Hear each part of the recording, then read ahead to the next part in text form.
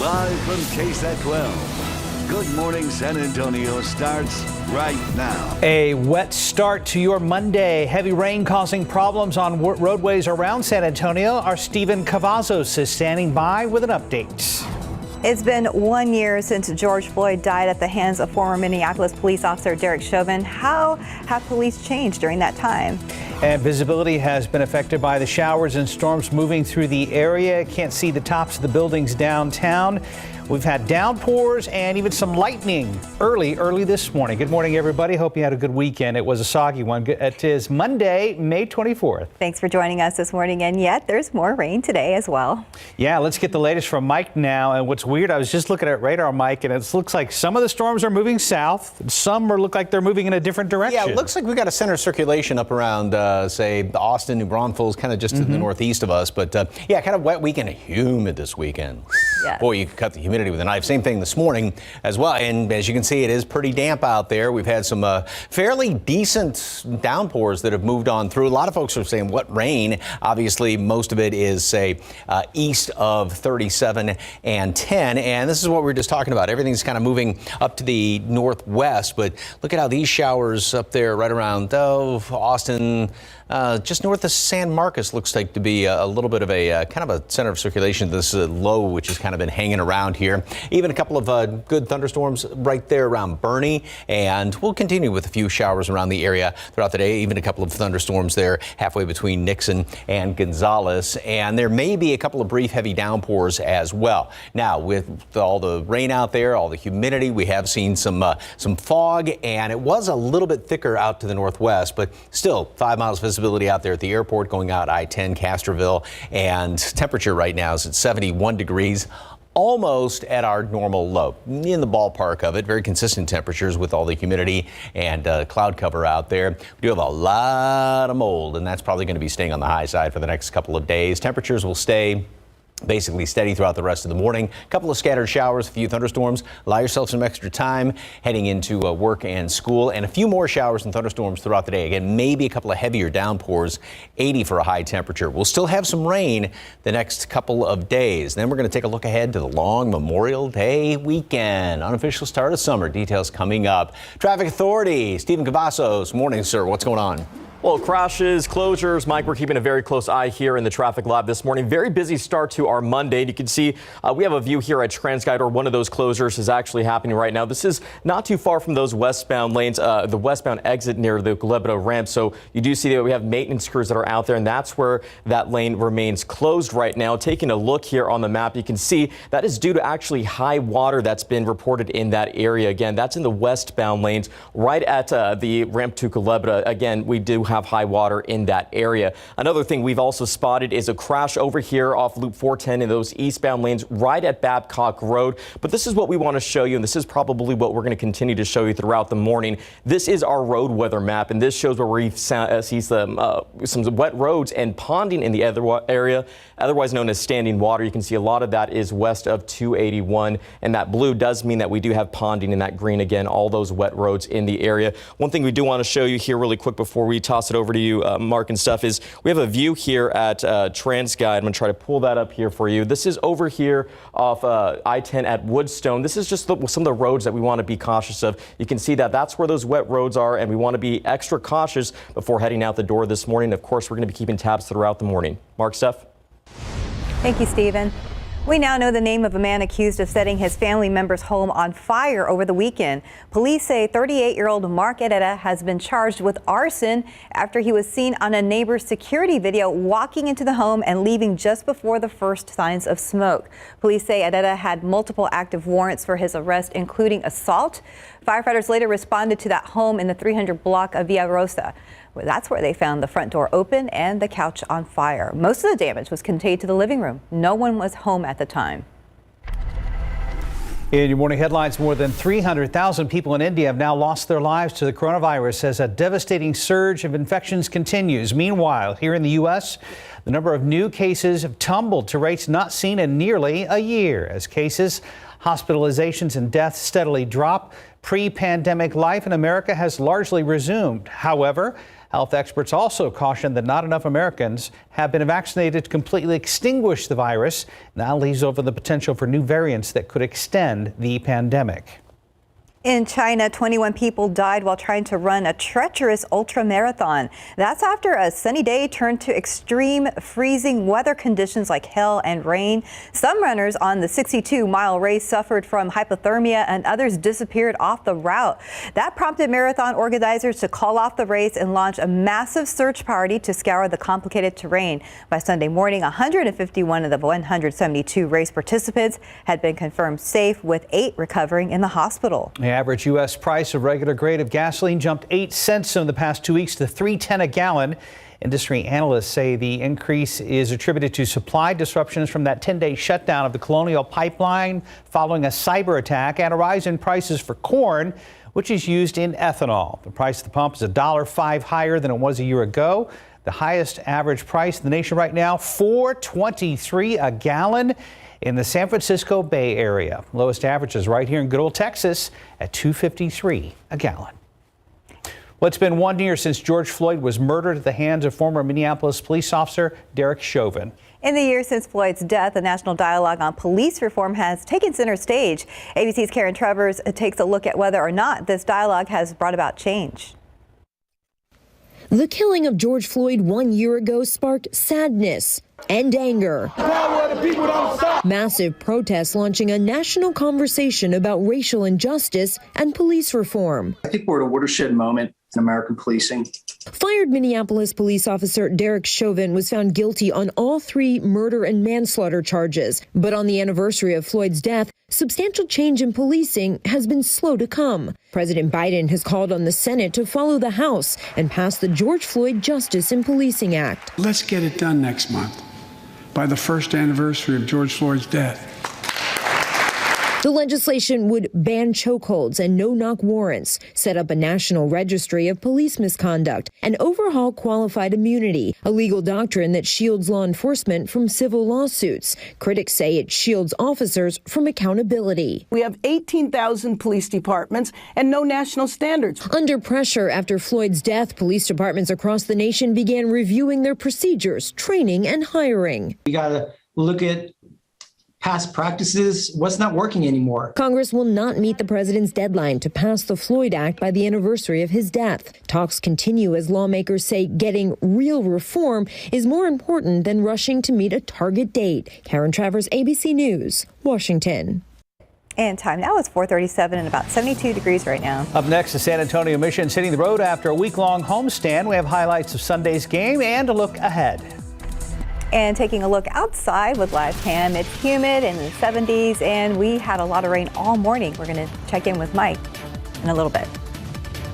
And here is radar right now where the heaviest showers and storms are. You see a few of those lightning bolts with those heavier downpours near Gonzales and up towards Bernie. You're watching GMSA.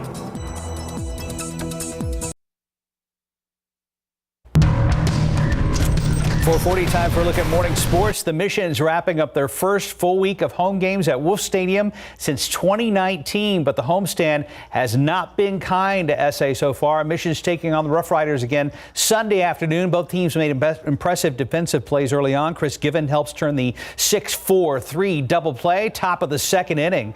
But San Antonio's bats were quiet once again. They only mustered 4 hits and 1 run all game. Final score, Frisco wins 6-1. San Antonio is 7-11, has only scored 9 runs over the last 6 games. Next up, Missions will be visiting Northwest Arkansas to take on the Naturals. That series runs Tuesday through Sunday. Good luck, guys, on the road. Talk soccer. After a tough loss last week, San Antonio FC returned home to Toyota Field looking to get back in the win column, and it didn't take them long to set the tone. Midfielder Jose Gallegos was in the starting up for the first time this season, and his first shot ricocheted right to Santiago Patino for the first goal of the match. Only a minute in, Patino has scored 4 goals in 5 matches this season. Fastest scoring pace of any striker in franchise history. San Antonio FC won 2-1, and that first goal changed the complexion of the entire match. Next up, the team will host Rio Grande Valley FC on Saturday starting at 7:30 p.m. at Toyota Field. Good luck. Time now, 4:42 and about 72 degrees right now. Up next, if you plan to shop online during Memorial Day weekend, why you may experience longer shipping delays. And welcome back. It's about 4:45. Memorial Day is a week away and the sales have already started. But if you shop online, you may experience long shipping delays. ABC's Becky Worley has the details in today's GMA First Look. In this morning's GMA First Look, counting down to one of the biggest shopping weekends of the year. You guessed it, Memorial Day sales. The big thing is that Memorial Day sales have already started and they're only going to ramp up over the rest of the week. Though we're still a week away from the holiday, retail analysts say it's never too early to start preparing. But what about shipping delays? Consumers shopping online have been seeing week-long or even month-long delays for a range of products. So what does that mean for Memorial Day deals? If you're shopping online, there's a chance that you could encounter some shipping delays. If that's something you're worried about, it's definitely a good opportunity to shop in store if you can. Plus, you get that instant gratification of having it right then rather than having to wait for it to be delivered. And coming up at 7 a.m., we'll tell you which products to put on your shopping list and which retailers are expected to make the biggest plays to give you the biggest savings. With your GMA First Look, I'm Becky Worley, ABC News, Oakland, California. Right now it is 4:46 and Stephen Cavazos joins us full time here covering traffic for GMSA starting this week. Stephen, welcome to the morning show full time. Oh, thanks. So what a welcome. Sorry, just have to cut you off. What a welcome. I mean, we have so much going on right now with the roadways due to this weather that we've spotted in the area. One of the things that we've been talking about is this lane closure here in the westbound lanes of I-10. We want to walk over here and show you what we're looking at right now at the wall. This is, again, at those westbound lanes at the exit to Culebra Road. That is because we had high water in the area. So something to keep in mind before you're heading out the door this morning. We do have crews that are out there working to make sure that the roads, of course, are safe. Now, this is something that we said we were going to show everyone throughout the morning. This is our road weather map. All that green is slick or wet roads that are in our area, and the blue is some standing water or ponding. So we want to be cautious if we're heading around that area, but you can see most of that ponding is actually west of 281 where we do have that crash. It looks like it just popped up there, so we're going to be keeping a close eye on that as well throughout the morning. But taking a look at our inbound times right now, 30 minutes if you're coming in from Bernie on I-10 and 25 minutes if you're coming in to downtown San Antonio from 281, about a 26-minute commute from 35 coming to downtown San Antonio. One last look here at TransGuide as we see that we still have maintenance crews out there. Again, this is the exit ramp to Culebra Road right in those westbound lanes of I-10. Guys? Thank you, Sam. It wasn't a rain out this weekend. For a lot of folks, it was pretty darn close. Yeah, we had a lot of just steady rain near the downtown area yesterday morning and then cleared out, and actually a little bit of sunshine. But some folks, I mean, were just drenched. This was from a couple of days ago. Look at that. Ronquero, 4 inches of rain in their backyard rain gauge, and there's more to come. Now, we will get a break toward the end of the week, but today and tomorrow especially, and then a little bit on Wednesday. So it is definitely wet out there by the airport right now. And take a look at, first thing you notice is water vapor imagery, and it kind of is a good way. It's almost like, think of an X-ray, if you will, of what's going on in the atmosphere. Obviously, these clouds are coming in here from the southwest, but step back and kind of look right in here, and you can almost see a little bit of circulation. There's that low that was out there in the Gulf late last week, and that thing's just sort of been festering around here. And on the radar imagery, you can see how some of these showers are moving off to the northwest, but then some of them are kind of wanting to spin around with this upper low right there. And so things are coming obviously just in all different directions, and they're sort of kind of converging again. We had the showers move through town, and that little cluster of thunderstorms is out there around Bernie right now, but then a few more are coming in here from the northeast side, and then a nice big cluster of rain out there just to the east of Seguin. Gonzales, you head down I-10, you're going to run into some of those storms as well. And yeah, it was coming down pretty good for a while there. Earlier this morning when I was driving into work, I mean, at times it was moderate and then just kind of open up the faucets a little bit. So this will continue off and on throughout the day, and expect some decent downpours today as well. So this is what the computer model is looking like with scattered rain. Not everybody's going to be seeing rain today, but there will be a few more. Now, one thing we'll have to watch out for, and a couple of computer models are trying to pick up on this, is some of these nighttime storm complexes to try and develop late tonight and early tomorrow morning. So that'll be something just to kind of keep an eye on. And then tomorrow throughout the day, we'll continue to have a few more scattered showers. We'll probably see a little bit of sunshine thrown in, but that'll just kind of heat up and destabilize the atmosphere. And then going into Wednesday, now once again, tomorrow night, this model wants to pick up one of those nighttime storm complexes, so we'll have to watch out for that, obviously. A few showers left over early on Wednesday, and then even a scattered shower or two. Then we're going to dry out. Well, it'll still be very humid around here. I mean, dew point temperatures are going to be staying just sky high right around 70. So as we close out the month of, well, actually Monday, a week from today is the end of the month of May, but as we go into the last week of May, it is going to definitely be on the humid side. And then as we head on in toward Memorial Day weekend, overall it's looking pretty nice with one exception. 77 degrees today at noon. Couple of showers, couple of thunderstorms. Not everybody's going to be seeing rain, but if you do, there could be a couple of pretty hefty downpours here and there throughout the day, and that on top of soil that's, for the most part, pretty well saturated. 80 for high temperature. We will continue to warm up throughout the week and then getting up back to normal temperatures by the end of the week and the weekend. A few more showers tomorrow, Wednesday. Saturday, there's a chance, a little disturbance chance for a couple of showers around here. Other than that, right now, overall, take away Saturday, Memorial Day weekend looks pretty good. It's going to be just about normal temperatures, hot, humid. The unofficial start of summer. It's been a weird month of May. You know, what's interesting though is, so we're only, with all the rain that we've had, about 3.5 inches or so, only 0.2 of an inch above normal. Okay. That's May is interesting. usually a wet month. So. But we played catch up pretty quick, didn't we? Yeah. So yeah, it has been wet, but this is what we should be seeing. Or normal. Well, at least we caught up, I guess. Yeah. Thank you, Mike. 4:51. And up next, 80 years later, Bob Dylan's still making music and remains an American icon. Plus, Hollywood continues their push to get more people back in theaters. Pick three numbers this morning: 001, Fireball 6. Daily four numbers: 3610, Fireball 9. Cash 5, 7, 13, 16, 20, 33. Lotto Texas 4, 12, 25, 30, 31, 33. And your Powerball numbers: 3, 19, 27, 37, 40. Powerball 8, Power Play 2. Good luck.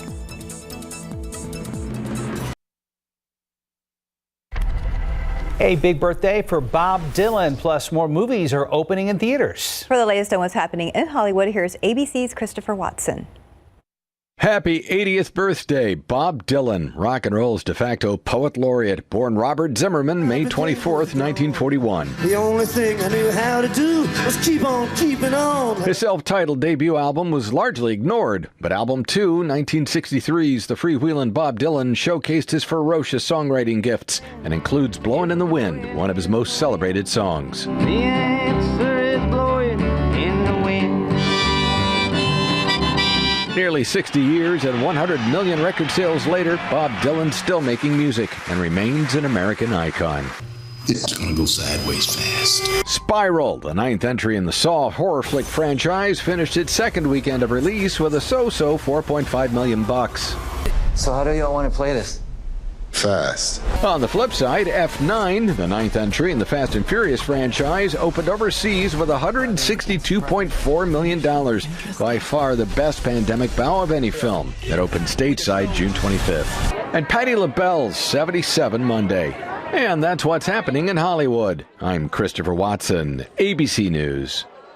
4:56. And still ahead on GMSA, new coronavirus cases across the United States have dropped to rates not seen in more than 11 months. But some health experts say there's potential for new variants that could extend the pandemic. Popular band BTS breaking its own YouTube record with the newest English song. More details ahead in Tech Bites.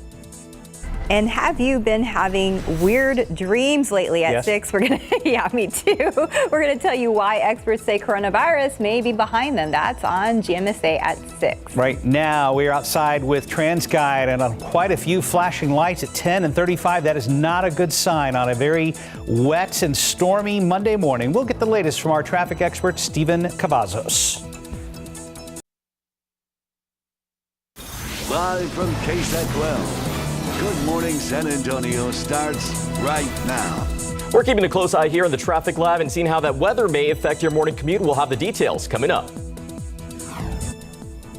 Scenes of pre-pandemic life across the country as new coronavirus cases hit an 11-month low. I'm ABC's Elizabeth Schulze. The details coming up. And taking a look outside with live cam right now, we're at about 72 degrees. We've had some heavy rain this morning in the downtown area, and we're expecting some more. And some flashes of lightning as well. Good morning, everybody. It is a mess out there this morning. It is Monday, May 24th. Thanks for joining us this morning. I had to put on the rain boots because we have an area, because there's been so much rain. Getting to my car has been, I'm sure like a lot of people. A bit of an adventure. Yes, it has. Mike is here with more on the showers and storms in the area right now. It was kind of like this all weekend long here for folks that were out of town. Yeah, and off and on. Then yesterday, all of a sudden, it in some places kind of cleared out a little bit. Boy, it was steamy, muggy, and expect more of that this morning. But what was interesting, too, is it was coming down so hard that some of the usual spots where there's a little extra water was driving into work, and then other places where the road was fairly flat, but water was just kind of streaming across it. So it is going to come down pretty hard and heavy at times. Not everybody's going to be seeing rain, of course. We're at 71 degrees right now. Look at that bottom number over there, 70. Dew point is back up. It is very high, and boy, you can almost cut the humidity with a knife. We'll make it up to 80 later on today. Almost 10 degrees below normal thanks to the cloud cover, thanks to some of the rain. The aquifer in yesterday's reading did go up 0.2 of a foot, and allergens, mold is really high, and it's probably going to be staying very, very high, at least for the next couple of days. Plus, given the fact we got so much humidity out there. So this is what it looks like on radar right now. And again, scattered showers, a couple of thunderstorms.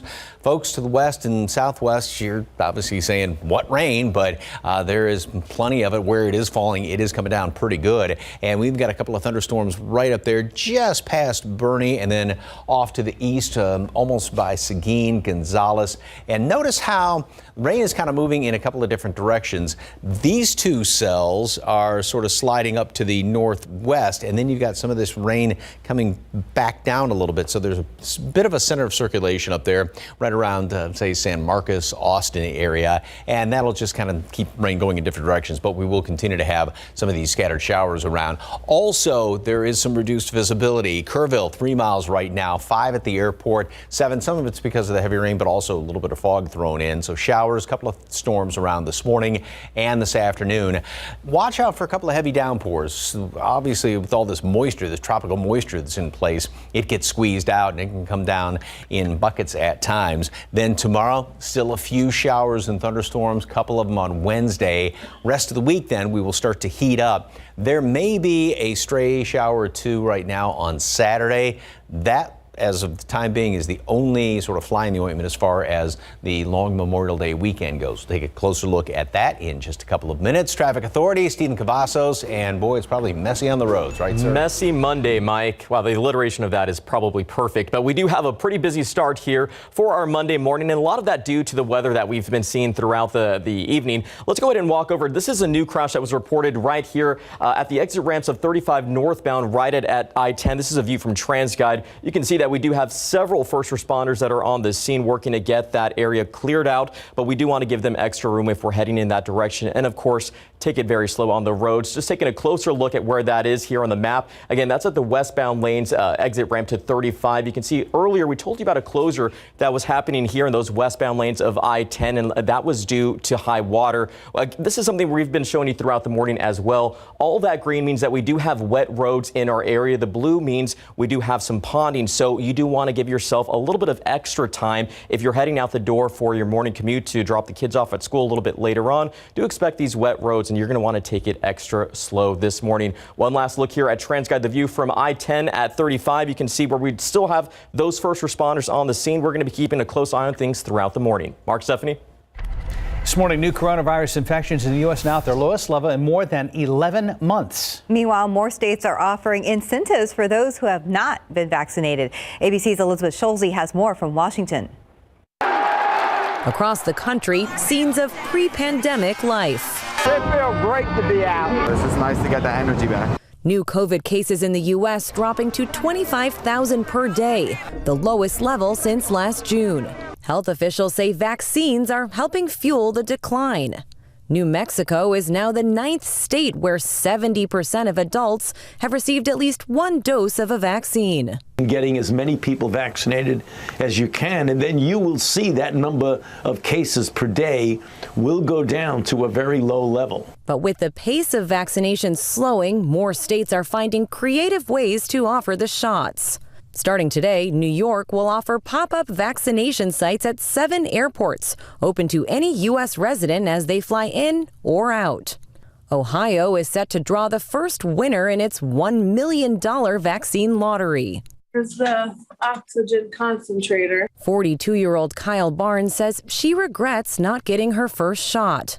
She was put on a ventilator after getting COVID and still needs oxygen. After everything that I've gone through, I would give a lot to have been able to get that vaccine. And as many look ahead to life after the pandemic, there are ongoing questions about the origins of the virus. The Wall Street Journal reports 3 researchers at a lab in Wuhan, China, got sick and needed hospital care back in November 2019. The WHO is still investigating. Elizabeth Schulze, ABC News, Washington. Here at home, a local woman lucky to be alive after a scary encounter with a car burglar on the northeast side. Over the weekend, Alamo Oaks apartment resident Angeli Monroy was shot at after confronting a carjacker outside her home. Monroy heard a car alarm going off and went to investigate. And I was like, what the? And the car door was open. And so I looked to a little to my right, and the guy was there, and he took the gun out and he shot. Police responded to the incident. Officers did search the area, but the suspects were not found. Monroy was not hurt during the incident. She says the police contacted the leasing office and are reviewing surveillance camera footage. And Allison Steele High School senior not letting his near-death experience stop him from reaching his biggest goal, which is to walk across the stage for graduation. Now, last Sunday, 18-year-old Zachariah Gibson was riding his motorcycle along I-35 when he was trying to switch lanes. He says the driver of a truck in front of him slammed on the brakes, causing him to crash headfirst into the truck before sliding 300 feet across the highway. Doctors say it's a miracle he's still alive despite sustaining several injuries. I spent 14 years as a paramedic, and when it's your kid on the other end of that receiving call, it's a little hard to keep that state of mind. I'm just glad I could walk. First, I'm glad that I'm alive, because there's no way I should be. Second, I'm glad that I walked away with what I did, and I can still walk. Gibson had to have reconstructive surgery on his eye and has had 80% of his body covered in road rash. He said he is not going to let this setback stop him from continuing his landscaping business or training to be a personal trainer. He also said he will not let his accident stop him from riding his motorcycle. He plans to use his wheelchair to the stage because walking is still difficult, but he also plans to actually set foot when he walks across the stage. Right now it's 5:07 on your Monday morning. And still ahead, BTS fans helped the popular band break another big record online. And next to our Great Grad Series, we visit with a Reagan High School senior being recognized for academic achievements after moving to the United States from Colombia. And taking a look outside with live cam, a noisy morning, thunder, lightning, and a lot of rain, and we're expecting some more. And here is where the storms are right now. A live look and see how things are looking out there. Still have heavy rain up in the Bernie area and east of San Antonio along I-10. You're watching GMSA.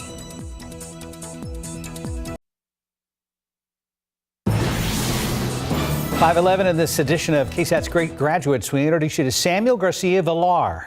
The Reagan High School senior moved to the U.S. from Colombia at the age of 5, and 13 years later, he's receiving national recognition for his academic achievements. Stephen Cavazos spoke to the soon-to-be graduate who shares how his passion for education started early on.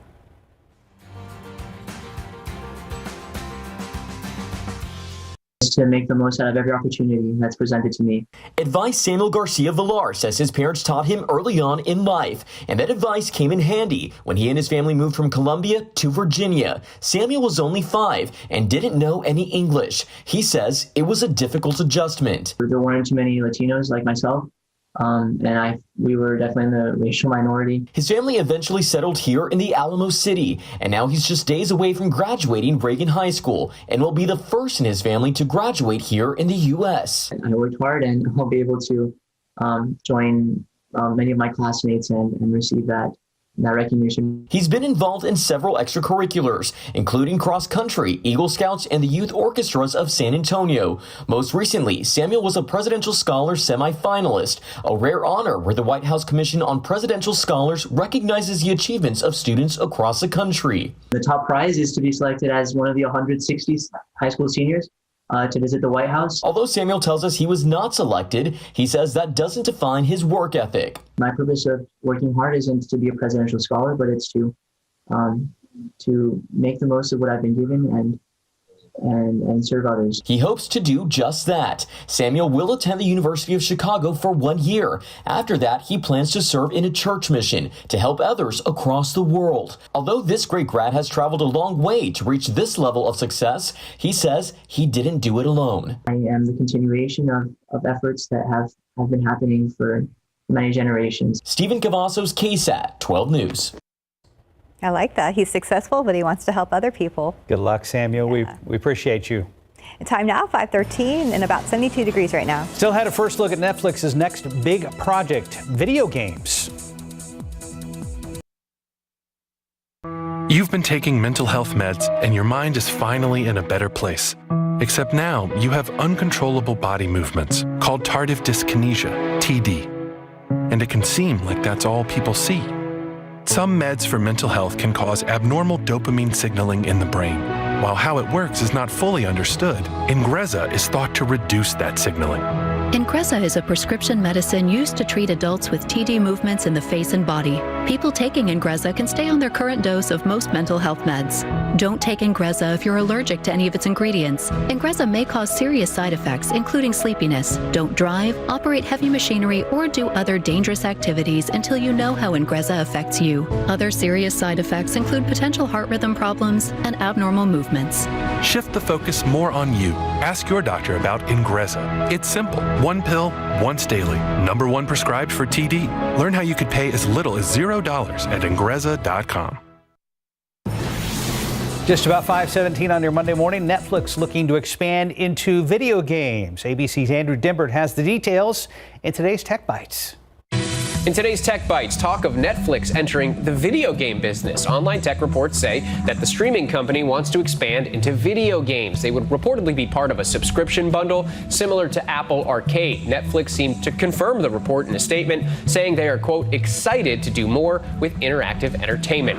Twitch is adding over 350 new community tags to make streams more inclusive. They're available this week and include transgender, black, disabled, veteran, and more. Users have been calling for more specific tags since the system launched 3 years ago. Finally, pop megastars BTS have broken their own YouTube record for video views within 24 hours of release. The video for their new single, Butter, was watched 108 million times in its first day, over 1 million more than the previous record. Those are your Tech Bites. Have a great day.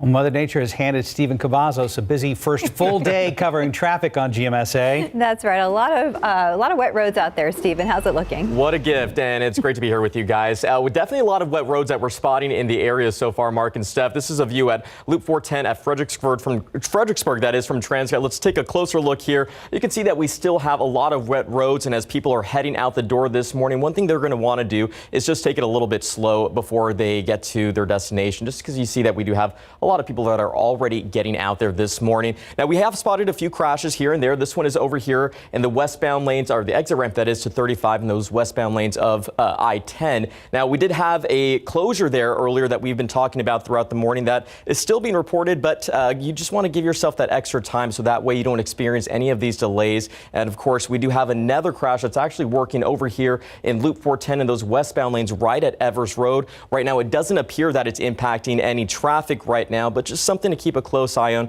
and we'll be doing the same thing right here in the traffic lab. But this is what we're going to continue to show you throughout the morning. As we've been saying, all of that green still means that we do have a lot of wet roads in the area. So as we again can't reiterate enough, just continue to take it slow out on the roads this morning, because we do have a lot of that residual rain that's still left over here on the road. So it's going to be a little bit slick. So just take your time right now. Just one last look here at Transguide Loop 410 at Fredericksburg Road as people get their Monday going. We're going to be keeping a close eye. Thank you, Stephen. Yeah, very different look with Steven's background and your background. Yeah, well, this is from yesterday after some of that rain, but it's coming down hard and heavy. Notice how on that map that showed the green around most of the area, then it was blue heading up I-10 and toward Bernie. That's where a lot of the heaviest rain has fallen this morning. There was a little bit of blue sky. I don't think we see any blue sky really until maybe tomorrow. A lot of rain out there by the airport. We do have flood advisories that are in effect. Basically, this means it's been coming down in buckets at times. So that's for most all of Bexar County, basically San Antonio and up to the north and to the northwest, and a little bit of Kendall County right there around Bernie, and then up around Hayes and Travis counties. About estimates of about 2 inches of rain up there to the north. Also in our eastern counties, there's a flash flood. By the way, the flood advisory for Bexar County in effect up until 6 o'clock this morning, and for Hayes County it's in effect up until 7:30 this morning. This is in effect the flash flood watch for our eastern counties up until 10 o'clock tonight. So a lot more rain is going to be falling on top of what's already fallen. You can see pretty much divide around 1037, and that's where the majority to the east of the rain has been. Now, this is the past 24 hours, but a lot of this has just fallen this morning. And again, up here right around 1604, about 2 inches of rain, inch there just inside the loop at 410 and I-10, and further on to the east we've had anywhere from 3 to 4 inches of rain. Again, a lot of that was just this morning. More to come off there to the east of us. So here's what it looks like on radar right now, and adding insult to injury, if you will, with these heavy showers, and this is moving up in towards San Marcos where you've already had a lot of this rain, and then a lot of this has just been kind of sitting there on the northwest side of Bexar County, and from downtown then another cell is popping up right down here on the south side. Some heavier downpours with that, and then a lot more well off to the east right there. So folks off to the east, you're really gonna have to watch it as far as more rain is concerned, because that's pretty much where a lot of the computer models are indicating that the majority of the rain will be, is off to the east and to the northeast. And this is going to be the situation today. Tomorrow, not as good of a chance for rain. We'll still have some around, a few leftovers on Wednesday. Then we'll get a chance to sort of, I guess if you will, dry out a little bit, although it's still going to be very humid at the end of the week. 77 degrees today at noon. Couple of showers, a few thunderstorms around. Some heavy downpours can be expected. Watch it especially from, say, well, just in the eastern half of our viewing area, and 80 for a high temperature today. So we will be held down with temperatures, and that'll be the case tomorrow as well. Start to heat up a little bit Wednesday, a little more sunshine. Still a few scattered showers and storms tomorrow, and Wednesday we'll get a break from the rain. Late Wednesday afternoon, Thursday, Friday, a couple of showers are going to be possible on Saturday. Then rest of the long Memorial Day weekend looks pretty good. Will be seasonably hot, right around 90. It's going to be real steamy, humid too. And we wrap up the month 1 week from today. Yes, indeed. Right into June. And very hot. Oh, yeah. Thank you, Mike. 5:22 on your Monday. And still ahead in your morning spotlight, a look at Kevin Spacey's first film role in several years and why Katy Perry is teaming up with a popular Pokemon. Movie and music news now, including an award-winning actor who spent more time in court than on film sets lately. Here's CNN's David Daniel with the Hollywood Minute. It's an interesting proposition. Kevin Spacey appears set to return to movies. According to ABC News, the two-time Oscar winner will make an appearance in Franco Nero's film, The Man Who Drew God. It'd be the first acting job in several years for Spacey, who's faced multiple accusations of sexual assault and misconduct. He's denied most of them and apologized in 2017 for one alleged incident he said he couldn't recall. Just sit and wait. Like most musicians, Norah Jones couldn't tour last year, just as she released her latest album, Pick Me Up Off the Floor. Now she's reuniting with her band for a special live stream performance of the album on June 12th, the one-year anniversary of its release.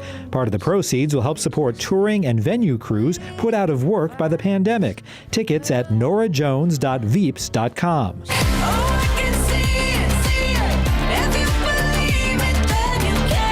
Katy Perry pairs with Pikachu in her new music video, Electric.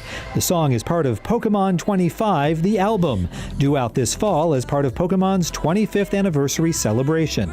Perry's a longtime Pokemon fan, and after all, who's more electric than Pikachu? In Hollywood, I'm David Daniel. Time now is 5:27 and about 72 degrees for now. Still ahead on GMSA, we tell you about some new information as researchers continue to debate the origins of COVID-19. And cryptocurrency is the latest fad in the financial world, but do you really understand it? We're going to try to break down how it all works coming up.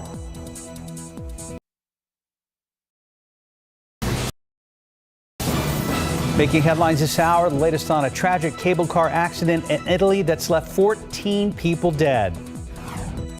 This morning, a break-in overnight at North Star Mall. We have a live update coming up. Showers and storms in the area yet again this morning after a very wet weekend. Good morning, everyone.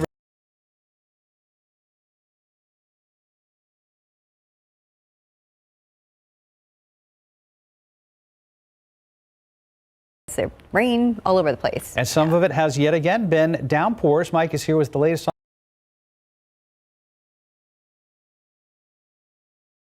Boy,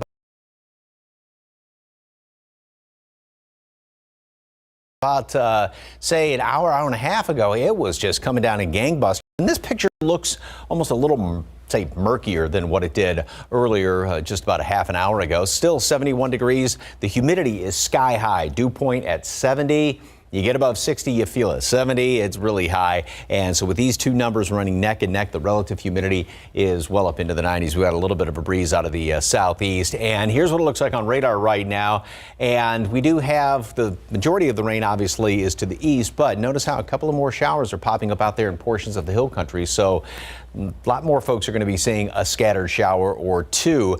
And here in town, most of this rain has moved off to the northwest, but there's another cell which is developing right there on the near south side. That may actually start to produce a couple of thunderstorms. We've had some lightning strikes, some good claps of thunder already this morning, so be on the lookout for that. Visibility, 3 miles Kerrville, 5 San Antonio, 5 up the road at Bernie Stage, and it's a little bit lower down around Stinson. That may be due in part to some of that heavier rain. I want to jump back here to this radar picture again and also point out that there is a flood advisory up around San Marcos right now, just north of there. And another big cell is sliding up in your direction. Here's the outline for the flood advisories for a good chunk of Bexar County, all of San Antonio up to the northwest, and then into Kendall County till 6 o'clock this morning, the next half hour, and then up around right around San Marcos, and then going in toward Austin. That's in effect up until 7:30 this morning. Then our eastern counties have the flash flood watch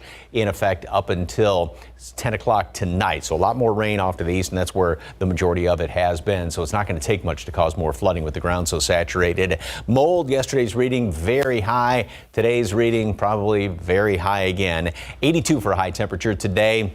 A couple of more showers and thunderstorms, a few heavy downpours can be expected. More rain tomorrow, not quite as much, and still a few leftovers on Wednesday. Then we'll clear out a little bit. The long holiday weekend forecast, that's coming up in a couple of minutes. Traffic Authority, Stephen Cavazos, what's the latest, sir? Oh boy, it's been a busy day, Mike, here in the traffic lab. We are keeping a close tab on things throughout the morning. This is a view from TransGuide at I-10 near the Gulebra exit ramp here in the westbound lanes of I-10, that is. Now, this area has been closed for some time, and that's due to some high water that's been in the area. We do have maintenance crews that have been out there. You can see we still have a few flashing lights in that area, so it's an indication that this is still going to be a closed area, at least for now, and we're going to be keeping tabs on that throughout the morning. Taking a closer look here on the map, you can see that's right at the westbound exit ramp at 35. There was also a crash that's been reported right there, so that's still popping up here in our system, but it doesn't appear right now that it's impacting any other traffic, but that's likely due to because we have that closure there on the westbound lanes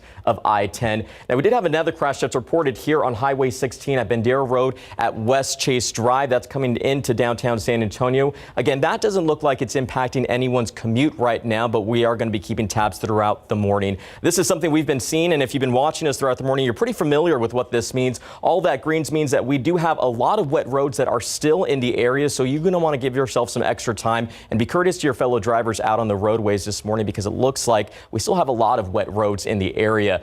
Taking a look at those commute times here, 24 minutes on 281 from Bulverde. If you're coming in from Highway 90 from Castroville to downtown San Antonio, do expect about a 20-minute commute time. One last look here at TransGuide at I-10, where we still have that area closed due to likely flooding, but we're going to be keeping a close eye. Thank you, Stephen. This week will be off to a not so good start for about a dozen business owners, all thanks to two people. San Antonio police say they caught them early this morning inside North Star Mall, causing all sorts of damage and trying to steal property. Katrina Weber is live near the mall. Katrina, how did they get inside?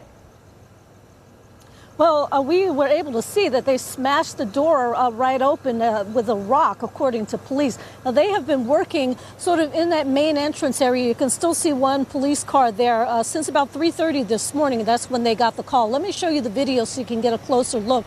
According to police, mall security notified them that they had a report or that they had been alerted to a break-in inside the mall. Police got here, they got inside, they were able to go directly to the area. They said they heard some noises, did catch two people, one adult, one man, and one child. Inside the mall, they say that they had caused all sorts of damage, smashed TV screens, smashed some property, and broke into some of the kiosks, mainly in the mall. But they say in all about a dozen, 12 or 13 businesses were hit. They also were able to climb under the gate to a jewelry store, and police say they did catch them with about $2,000 worth of merchandise from that jewelry store, but they were able to recover that, return it to the owners. Just sounds like a big mess now to clean up.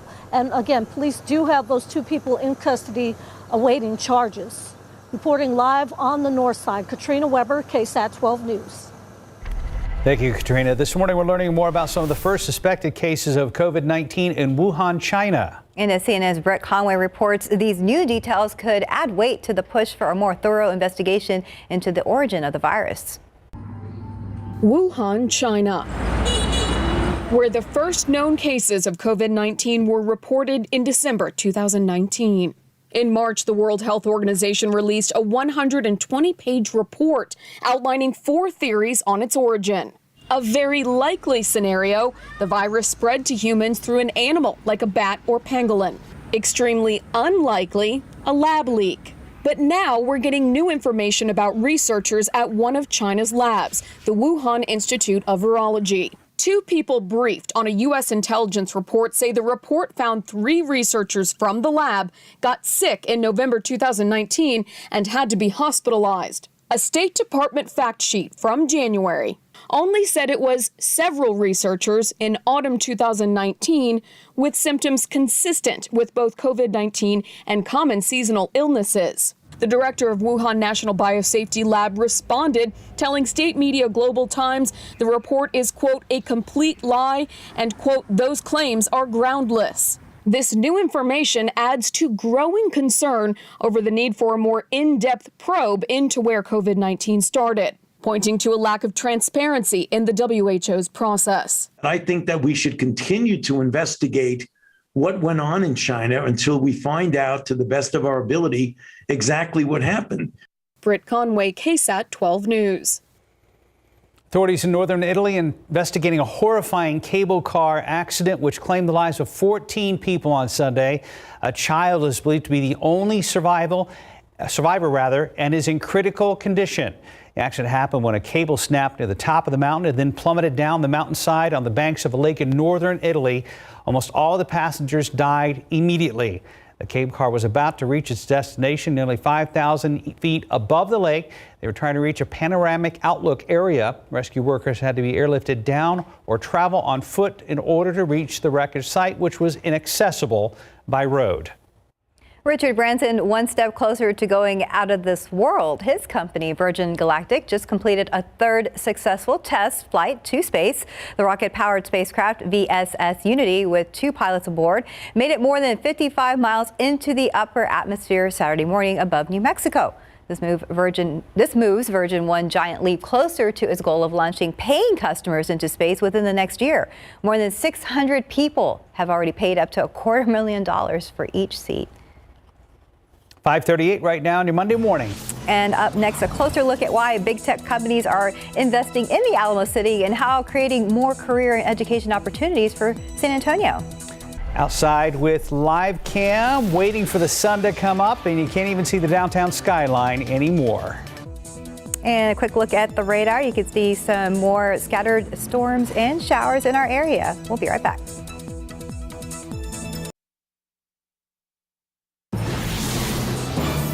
Here in the Alamo City, the tech community is growing exponentially, and that can be seen with more local businesses, job opportunities, and education. Dax Moreno is a leader in the tech community here in San Antonio and joined Leading SA this weekend. Yes, in just the last 5 years, we've seen the technology sector across the Alamo City grow and grow fast. We have Port San Antonio and we have the corridor on East Houston with more and more tech companies. We spoke to Dax about the current tech presence and the future of the industry here in San Antonio. Take a look. This is an opportunity for San Antonio to really lean in and reshape its economic future. And that starts with our citizens and people here in San Antonio really acknowledging and embracing the fact that there are plenty of resources out there for you to learn technology, jobs where you can go and build a kind of life and career for yourself that I think 20 years ago would have been very limited in terms of opportunity, pay scale, and just kind of ceiling. You know, I just feel like there is so much room for growth here. That was just a small portion of our full conversation. You can watch all of it right now. Just head to the Leading SA section of KSAT.com. And if you ever have someone that you want to hear from, a leader in our community, feel free to reach out to Sarah Costa or myself. Guys, back to you. 5:43 exactly. And still ahead, the next time you buy your next smartphone or other electronic device, it might be a little more expensive. We're going to tell you why a global chip shortage may be to blame and what's causing it. 5:45, Bitcoin, blockchain, NFTs. By now, you might have heard about all the above, but many, including us, still don't quite understand what's being called the digital gold rush. Cryptocurrency is the topic of this week's episode of KSAT Explains, and here's Myra Arthur with a preview. Cryptocurrency. One word, so many questions. I need to make sure the money I'm using is the best one I can be using for the time. Bitcoin is a shot or a crack, if you will, at this opportunity of making a money for the internet. The concept of a digital currency itself can be hard to grasp. When you try to find out more information, you're hit with a list of terms that need defining. Mining. The miners. The aggregate miners in the Bitcoin system. So blockchain. On the blockchain. The technology really is the blockchain, non-fungible. But the NFT part comes in when you put it in the blockchain. If your head is now spinning, you're not alone. But despite the confusion, cryptocurrency is becoming more popular. As it continues to grow and be useful and seen by more and more people, the price goes up. So there's a lot of indication in seeing it early when everybody thinks you're nuts. So could cryptocurrency be the future of money? Or is it a complicated fad? One, how does it achieve value, right? And second, how are transactions managed, right, in that currency? This is a concept that in theory is going to make humanity essentially, it's going to make things a lot fairer for a lot of other people in other countries, access to money, which is power and security and safety. In this episode, we're explaining cryptocurrency, how it works, what gives it value, is it secure, and what you need to know before getting into crypto. In the past year, have you gone to the store for a new phone or electronic appliance and found shelves to be empty? It's likely you've fallen victim to that global chip shortage. No, not potato chips. We're talking semiconductors, the tiny integral piece that makes most modern electronic devices function. Well, they realize that the average person uses on average hundreds of these chips each and every day. And with supply low and demand for things like electronics and cars only going up, things are going to get more expensive before supply is restored. So it's a question of, are you willing to pay a higher price in order to build up your infrastructure again to protect against this kind of disruption or risk? And how will we rebuild our infrastructure? Last night on the Night Beat, we took a deep dive into this issue, examined how we got here and what happens next. You can see the full story right now on KSAT.com or check it out on our KSAT TV app wherever you stream. And earlier today, there was a little bit of road blockage there on I-10, the lower level. Let's go ahead and check in with Stephen Cavazos.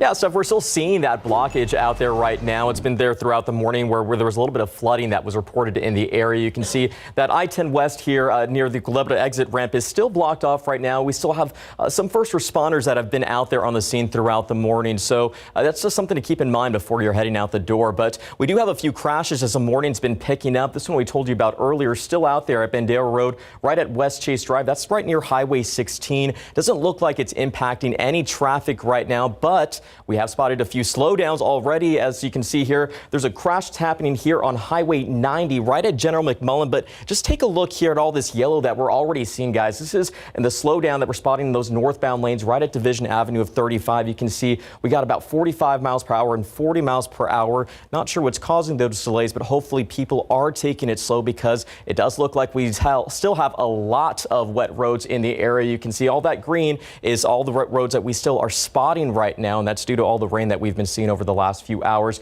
Looks like we have a few crashes that are just popping up right now. We'll be sure to keep a close eye and have more coming up.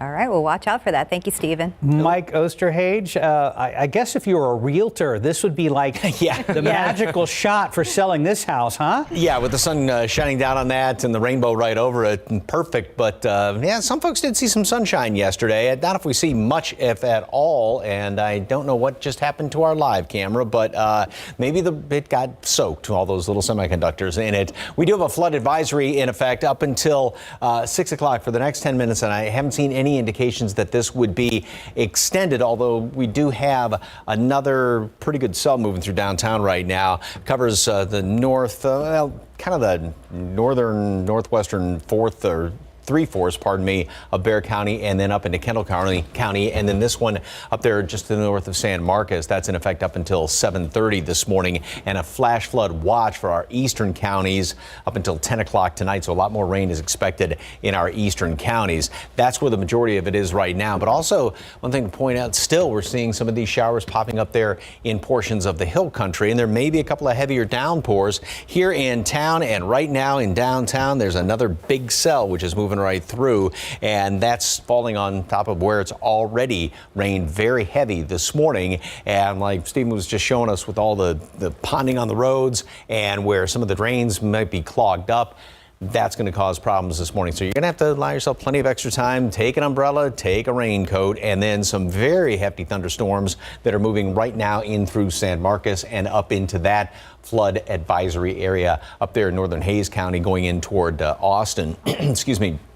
Throughout the rest of today, we will have more scattered showers and thunderstorms. Heavy downpours can be expected. And tomorrow, we'll still have a few more showers around here scattered about the area. I think this kind of broad brushes things. We will see a little bit of sunshine mixed in tomorrow. A few more on Wednesday. Then we see a break in the action Thursday and Friday, and throughout most all the weekend, things looking pretty good. However, we're going to Saturday, and there are going to be a couple of showers around the area. I don't think it's going to be a complete washout if you have some outdoor plans for Saturday, Memorial Day weekend. Then after that, everything looks to be shaping up pretty well for Sunday as well as for Memorial Day for the long holiday weekend. 77 degrees today at noon. Couple of showers, couple of thunderstorms. Again, a few heavy downpours, and even this morning, a couple of heavier downpours can be expected, and that's going to be the case throughout the afternoon.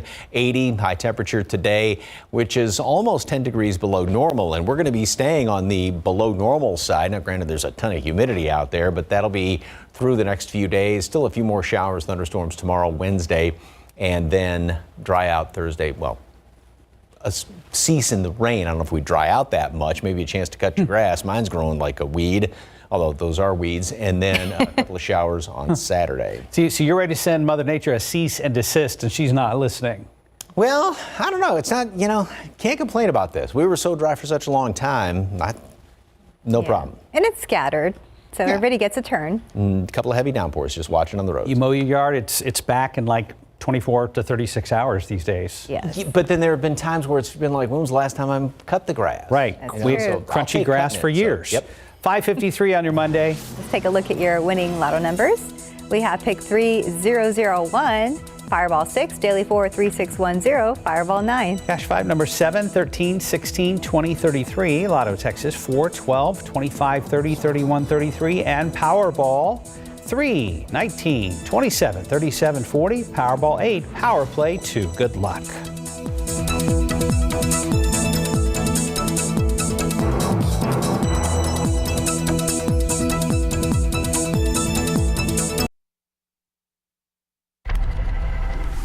Today on SA Live, Gigi's Cupcakes teaming up with Miss San Antonio 2021 to give a local unsung hero and frontline hero a celebration package worth $500. They're looking to honor nurses, grocery store workers, stay-at-home parents, anyone who has shined and impacted their community throughout the pandemic. Find out how to nominate and when the deadline is. Gigi's, of course, famous for those generous gourmet cupcakes.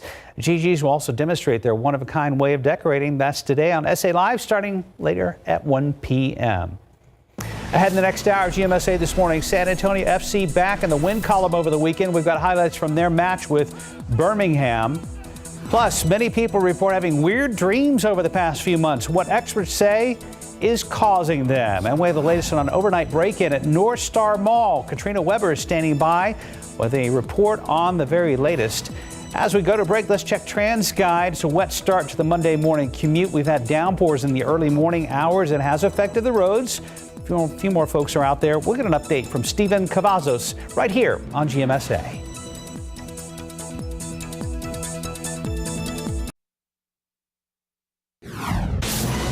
It sounds like a case of shop until you're stopped. Good morning, I'm Katrina Weber. That's the situation here at North Star Mall. Police say they caught 2 people inside. I'll tell you more about what happened. Making headlines this morning, heavy rain has caused problems on the roadways early this morning across the Alamo City area. Stephen Cavazos is standing by with a live update. And speaking of that heavy rain, let's look at the radar right now. Looks like the storm right there is moving in from the north. We're going to check in with Mike right now.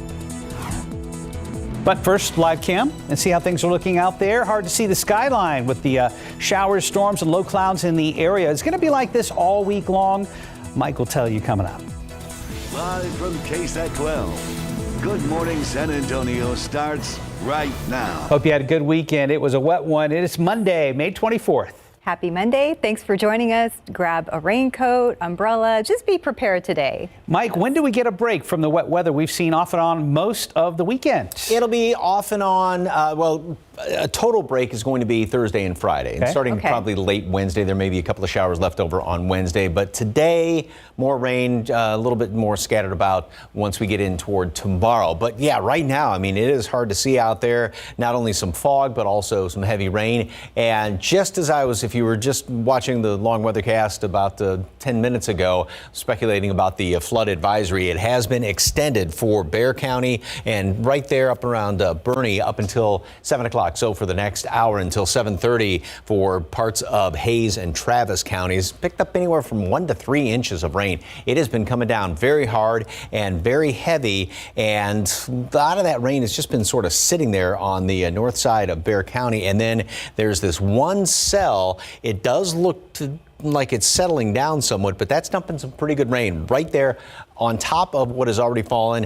So all of the roads, all the highways, the usual places that have standing water, there's probably going to be a lot of water running across the roads. I saw that coming into work this morning. So that's going to be the situation in and around town. And then off to the east, obviously there's a lot more, it's a little more widespread, some heavier downpours, and there has been a lot of rain over the weekend as well. So the ground is really saturated and more prone to flooding. That's why the flash flood watch is in effect for our eastern counties up until 10 o'clock tonight. And visibility out at the airport, officially 5 miles, same thing, Castroville, Kerrville. Elsewhere, it's not bad, and mold is really up there, and it's probably going to be staying on the high side. The updated count is going to come out in about an hour and a half or so. And throughout the rest of today, temperatures this morning are going to be staying steady in the about 70-degree range, and throughout the day, we're not going to warm up all that much. Mid-70s at noon, still some showers and thunderstorms. It won't rain constantly, of course, but if you do get some of these thunderstorms, they are going to be humidity, dumping a whole bunch of rain very, very quickly. 82 for a high temperature today.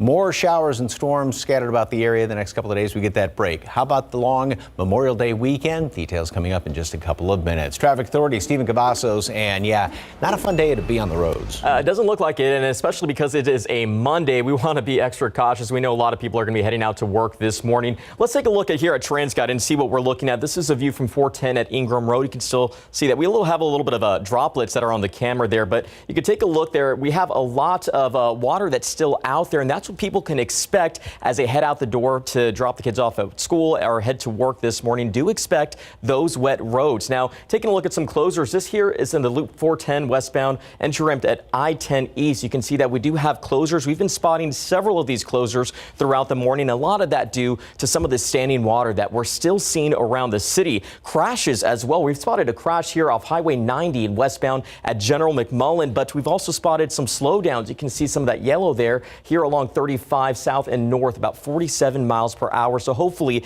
that is just drivers taking it slow because of these wet roads. Another crash that we have spotted is over here in the southbound lanes of Loop 1604 and 35. That crash is right near Von Army. So if you're coming into leaving the downtown San Antonio area, do expect first responders to be out there as well. This is what we've been showing you throughout the morning. All that green means that we do have some slick roads in our area. So again, we do want to advise you just be safe out on the roadways this morning because there is a lot of wet roads that we can expect and a few crashes that are popping up. We're going to be keeping a close eye on here throughout the morning.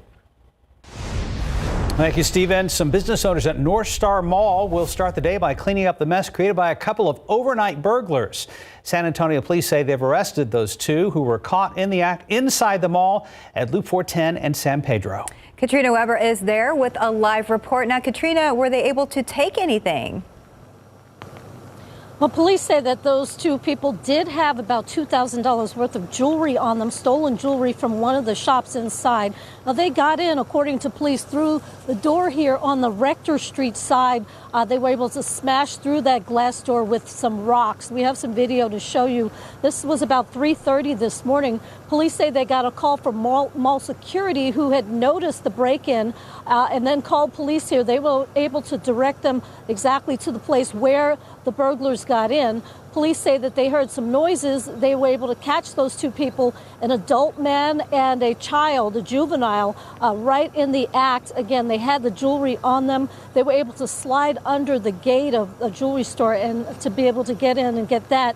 Police say along the way they also caused a lot of damage, smashing some of the products and some of the kiosks inside. All total, about 13 businesses is what the police say that they hit, mostly with damage. But any property that was taken, police say they did recover that and were able to return it back to the owners. Reporting live from the north side, Katrina Weber, KSAT 12 News. Thank you, Katrina. Happening today, CPS Energy is meeting to talk about a possible rate increase. In a recent company presentation, they said there was a need to increase rates before the pandemic and before the February winter storms. The company says this would be the first rate increase since 2014. A meeting will be streamed online today at 1 p.m. It's a story we're following closely in our later newscasts and, of course, online at KSAT.com. We now know the name of a man accused of setting his family member's home on fire over the weekend. Police say 30-year-old Mark Adetta has been charged with arson after he was seen on a neighbor's security video walking into the home in the 300 block of Villa Rosa Street. That's just west of downtown. Adetta can also be seen leaving just before the first sign to smoke. When fire crews arrived, they were able to contain the flames to a living room. No one was home at the time of the fire. Police say Adetta had multiple warrants for his arrest, including assault. 21 runners are dead this morning after extreme weather hit an ultra marathon in China over the weekend. A sunny day turned to extreme freezing weather conditions like hail and rain. Some runners on the 62-mile race suffered from hypothermia and others disappeared from the route. That prompted marathon organizers to call off the race and launch a massive search party to scour the complicated terrain. By Sunday morning, 151 of the 172 race participants had been confirmed safe, with 8 recovering in the hospital. It has been 1 year since George Floyd was murdered at the hands of former Minneapolis police officer Derek Chauvin. In the years since Floyd's death, a national dialogue on police reform has taken center stage. ABC's Karen Travers takes a look at whether or not this dialogue has brought about change. The killing of George Floyd 1 year ago sparked sadness and anger. Massive protests launching a national conversation about racial injustice and police reform. I think we're at a watershed moment in American policing. Fired Minneapolis police officer Derek Chauvin was found guilty on all 3 murder and manslaughter charges. But on the anniversary of Floyd's death, substantial change in policing has been slow to come. President Biden has called on the Senate to follow the House and pass the George Floyd Justice in Policing Act. Let's get it done next month, by the first anniversary of George Floyd's death. The legislation would ban chokeholds and no-knock warrants, set up a national registry of police misconduct, and overhaul qualified immunity, a legal doctrine that shields law enforcement from civil lawsuits. Critics say it shields officers from accountability. We have 18,000 police departments and no national standards. Under pressure after Floyd's death, police departments across the nation began reviewing their procedures, training, and hiring. We got to look at past practices, what's not working anymore. Congress will not meet the president's deadline to pass the Floyd Act by the anniversary of his death. Talks continue as lawmakers say getting real reform is more important than rushing to meet a target date. Karen Travers, ABC News, Washington. 9 minutes past the hour, about 72 degrees. And ahead on GMSA, we're going to meet a young man with a passion for education when our Great Graduate Series continues. And outside with live cam, definitely grab that umbrella just in case. Most of the week looking pretty wet. We'll get details from Mike Ostrage coming up. Stephen Cavazos, our full-time traffic guy now here on weekday mornings, is back with an update on your highways and byways here on GMSA.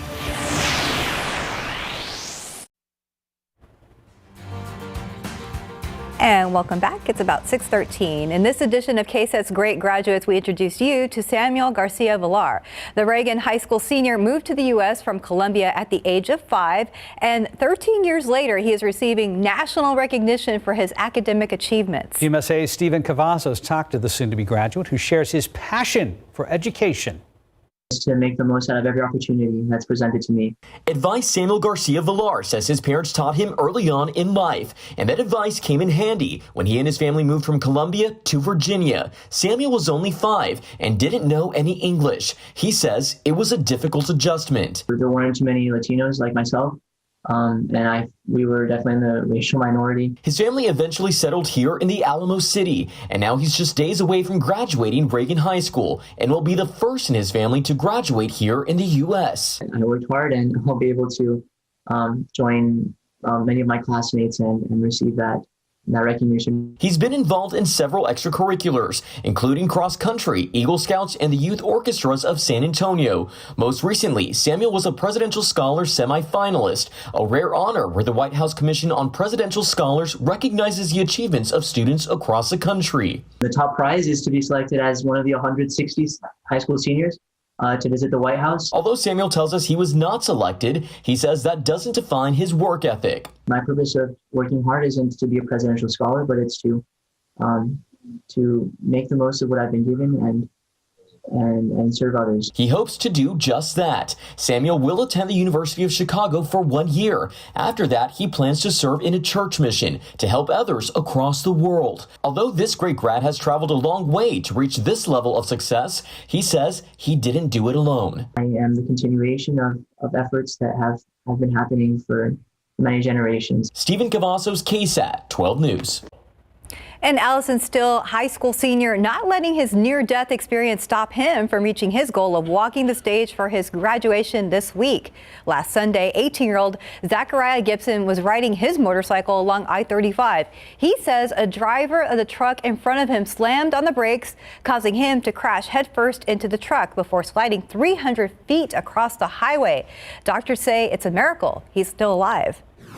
I spent 14 years as a paramedic, and when it's your kid on the other end of that receiving call, it's a little hard to keep that state of mind. I'm just glad I could walk. First, I'm glad that I'm alive, because there's no way I should be. Second, I'm glad that I walked away with what I did, and I can still walk. And despite having to have reconstructive surgery on his eye, along with 80% of his body covered in road rash, Zacharias says the accident will not stop him from riding his motorcycle. Right now, it's 6:15, and I just looked over at traffic at 410 and 151. Stephen, you've been telling people to leave early, and it sounds like they all left at once. Yeah, definitely keeping us busy here. But you know what? We want to make sure they get to where they need to be safely. And of course, as the morning's picking up, we're starting to see a lot more folks that are heading out on the roadways, but they want to be prepared for some wet roads. Now, this is a view from the TransGuide at 410 and 151. Mark, you just said people are heading out at the door this morning, so we want to let them know what they can expect in the next few minutes if they are going to be heading out here. A few crashes here to report. This is in the 37 southbound right at Caesar East Chavez Boulevard. You can see that we do have a crash there. That doesn't look like it's impacting traffic, but we have spotted more crashes throughout the area. There is another crash that's happening here off US 90 exit ramp to South General McMullen Boulevard. That crash is reported right there, and some lanes have been blocked off if you're heading into the downtown San Antonio area from Highway 90. So do expect that if you're heading out the door in the next few moments. And this is again what we've been showing you throughout the morning. All that green does mean that we still have a lot of wet roads in the area. That blue right there is some ponding that we still have due to that overnight rain that we experienced. And of course, you're going to want to give yourself some caution, or be cautious in that area. Best thing to do if you see some standing water that you're a little bit hesitant about driving over, just turn around and don't drown. That's the phrase that we like to use here. One last look at their inbound times. Actually, these are our outbound times. We might as well show you these if you're leaving the San Antonio area. 26 minutes to get to Bernie from I-10, about 26 minutes on 281 if you're heading to Bulverde, and about 29 minutes on I-10 heading to Seguin. But we'll be keeping a close eye and check those inbound times coming up. Thank you, Stephen. And probably a rain jacket, I'm sure, for the kids waiting for the bus stop. Yes, indeed. Not just an umbrella, because it's coming down very hard and heavy in some places. And yeah, not only the usual, what I saw coming into work, the ponding in the usual spots, but there's also places where the water was just kind of running across the road. Temperature is 70, going to stay pretty steady the next couple of hours. A few showers, a couple of thunderstorms, and then later on this afternoon, we'll only make it up to 80. I say only because the normal high temperature is 89 degrees right now. So thanks to the cloud cover and some of the rain, things are going to be held on the lower side, if you will. And boy, what a beautiful, beautiful picture up there, up around Lake Austin. And yeah, that is pretty nice looking. Or Lake Travis? Lake Travis, pardon me, up around Austin, Lake Travis, beg your pardon. And here's what it looks like outside. Not a very pretty picture. As you can see, even some of the skyline is obscured. The flood advisory for Bexar County and right there in Kendall County is in effect up until 7 o'clock the next 40 minutes, and up until 7:30 for parts of Hays and Travis counties. And a lot more rain continues to fall. Flash flood watch for our eastern counties up until 10 o'clock tonight. And as you can see, that's where the majority of the lion's share of the rain is falling right now, and where most of it was over the weekend as well. So the ground's really saturated. It's not going to take much to cause more flooding there off to the east. And in and around town, now we've got a few little showers that are already popping up out toward the hill country, but it is this area of showers, and it's just been kind of sitting here. This latest batch of rain, which was very intense roughly a half an hour ago, has sort of settled down somewhat, but this is where all of the heavy rain came this morning. There have been estimates anywhere from about 1 to 3 inches of rain that's fallen in and around town already. And so that's why, like Steve was talking about, there's a lot of ponding on the roads, and some of the low water crossings are active right now. And then off to the east, there's the a lot of coverage in the rain. We will continue to see more showers around throughout the rest of today, and it won't be raining constantly, of course, but more showers, thunderstorms, even a couple of heavier downpours. We'll have some overnight, and then starting off tomorrow morning. This computer model keeps the majority of rain off to the east tomorrow, but we'll still have some scattered showers in and around the area with a little bit of sunshine mixed in, even going into Wednesday as well. Then after that, Thursday, Friday, looks to be pretty rain-free around here, but we might see another couple of showers trying to pop up just to start off the long holiday weekend. 77 today at noon. Couple of showers, a few thunderstorms around the area, and we're going to have to watch out for some heavy downpours. And with the ground pretty saturated, it's not going to take much to have a lot of runoff today. 80 high temperature, showers, a few thunderstorms, a heavy downpour. Tomorrow we'll still keep a few showers around here, and same thing on Wednesday. Then we go into Thursday, Friday, get into the upper 80s, close to 90. That's 89 right now is the normal high temperature, so we'll just be back up to where we should be. Very humid this weekend and a couple of showers around on Saturday. And as of right now, that's the only sort of fly in the ointment for the long Memorial Day weekend. Talking to my family in North Carolina this weekend. It's going to be in the mid-90s there this week. They said, we're going to be hotter than you guys in San Antonio. And all I could do is shrug and smile. You beat us this year. Yeah. It won't be long till we top you. So. I know. True. 6:20 right now on your Monday morning. Glad you're with us. And ahead on GMSA, could Netflix be expanding into another branch of entertainment?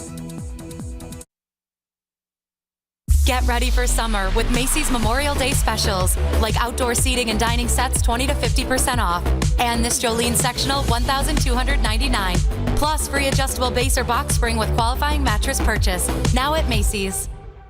A few months with the WW app and I'm down 20 pounds. You want to see how I do it? It'll blow your mind. Strong start on my activity points today, so I don't have to skip any rope and I don't have to skip any meals, which is great because I hate doing both.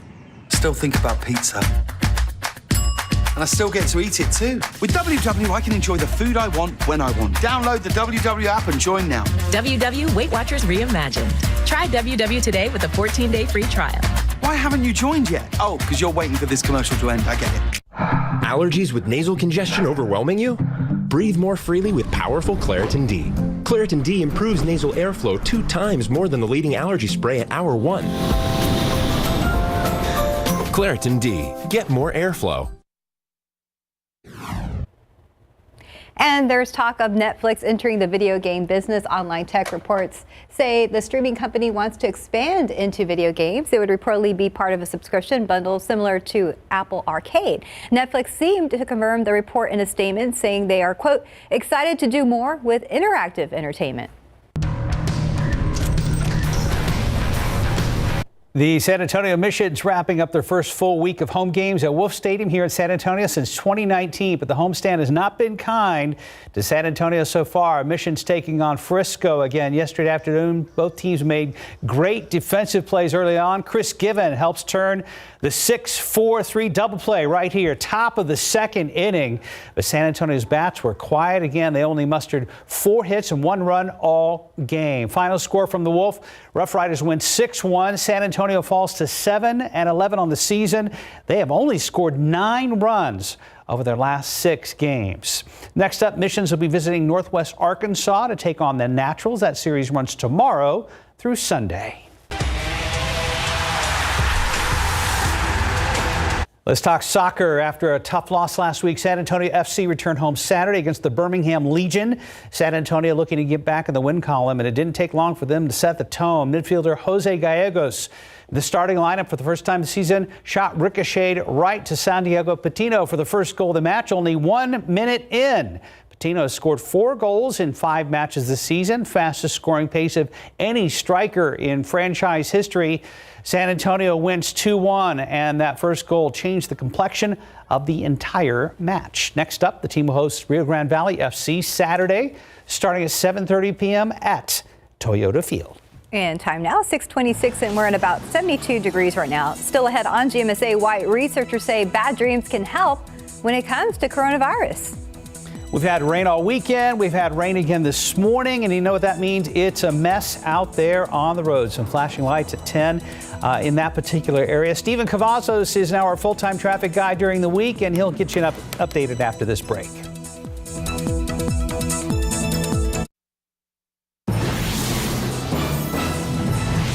San Antonio police put an end to some extended shopping hours here at North Star Mall. They say they caught 2 people in the act inside the mall overnight. I'm Katrina Weber. I'll tell you what was taken coming up. More of the same overnight and into this morning. Heavy rain has been causing some problems on the roadways across the Alamo City area. Stephen Cavazos is standing by with an update. And taking a look outside with the radar, you can see some of that heavy rain moving through our area. We're going to check in with Mike pretty soon.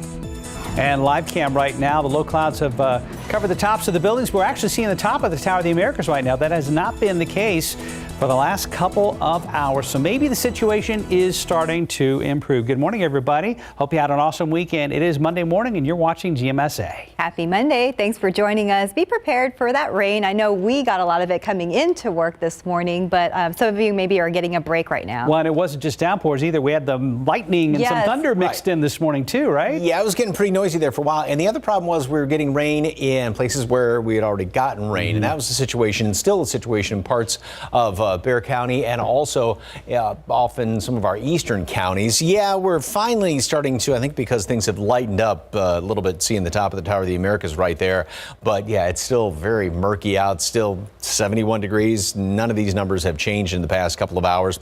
Flood advisory for Bexar County, Kendall County, and this is in effect for the next half hour. And then up to the northeast, right around north of San Marcos, northern Hays into Travis County up until 7:30. And this is what it looks like on radar right now. Most of the rain has been well off to the east. That's where the majority was, of course, over the weekend. So you really don't need any more. And then we've just been seeing these showers kind of sit right here, pretty much from downtown up I-10 and into the northern part of Bexar County most all of the morning. Now it is settling down. We had a very good downpour there for a while here in downtown, and that's finally settled down a little bit. But there have been estimates anywhere from 1 to 3 inches of rain just this morning. So that's why there's a lot of standing water on the roads, a lot of runoff. The low water crossings are in effect right now. And there's also a flash flood watch for our eastern counties up until 10 o'clock tonight.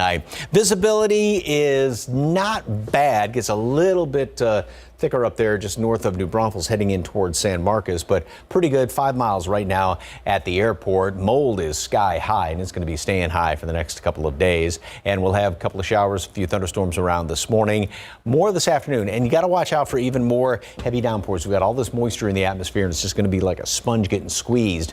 And so we could have the heavy downpours on top of the saturated ground. A couple of more showers and a storm or two tomorrow as well as Wednesday. Then the rest of the week, we are going to get a break from the rain. Things are going to continue to heat up, although back up just to normal readings, right around 90 as we go in toward the weekend. Could be a couple of showers on Saturday. I don't think it's going to be a washout for the Memorial Day weekend, but just 1 or 2 showers Saturday. More on that in just a couple of minutes. Traffic Authority, Steve Cavazos, and big problems out there? Well, we're starting to see a little bit more problems picking up as the morning is getting started here. Well, this is the view that we've been showing you here off I-10, the lower level of I-10 westbound. You've been showing it to you, that is, throughout the morning. You can see now that the sun's slowly coming out. We're starting to see a little bit of those slick roads out there, and that's what drivers can expect for this Monday morning.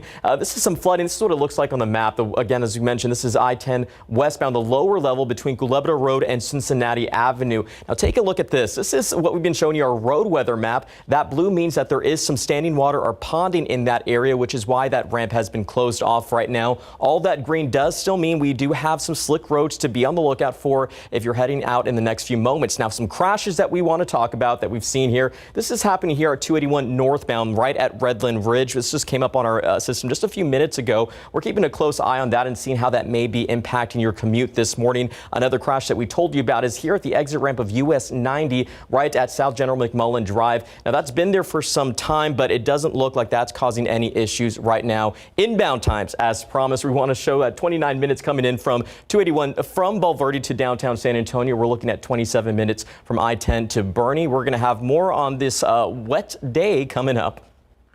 Thank you, Stephen. The doors were locked, but San Antonio police say that did not stop 2 people from getting inside North Star Mall. Police say they used rocks to smash through a glass door, then caused even more damage inside. Katrina Weber has a live report from the scene near Loop 410 and San Pedro. Katrina, how did anyone find out? Well, police told me that mall security called them after somehow being alerted to the break-in. They then were able to direct police to the exact area where the pair got in. The police say once they arrived, they did notice the smashed door, then heard noises that led them to the suspects, a man and a juvenile who were still inside the mall. This was around 3:30 this morning. They say the pair caused damage to about 12 or 13 businesses, mostly kiosks. The burglars also smashed TV screens and were able to slide under the gate of a jewelry store. The police say when they caught them, they had about $2,000 worth of stolen jewelry on them. Officers were able to return all of that to the owner. Now, based on what police told us, it does sound like the other business owners will have some cleaning up to do, as well as some possible repairs to make as a result of this overnight break-in. Reporting live on the north side, Katrina Weber, KSAT 12 News. Thank you, Katrina. A 16-year-old is recovering after an overnight shooting on the city's south side. This happened just before midnight in the 1500 block of Escalon Avenue, not far from McCollum High School. That's where officers say the teen was robbed by 3 people who were struggling with him over a phone. One of the suspects shot the 16-year-old in the leg. He was taken to the hospital. No word on his condition and no arrests have been made. And now to one of the top stories trending on our website this morning. A viewer video shows the scenes inside Cowboys Dance Hall over the weekend, which was nearly shut down after police say the venue was over capacity by the hundreds due to oversold concert tickets.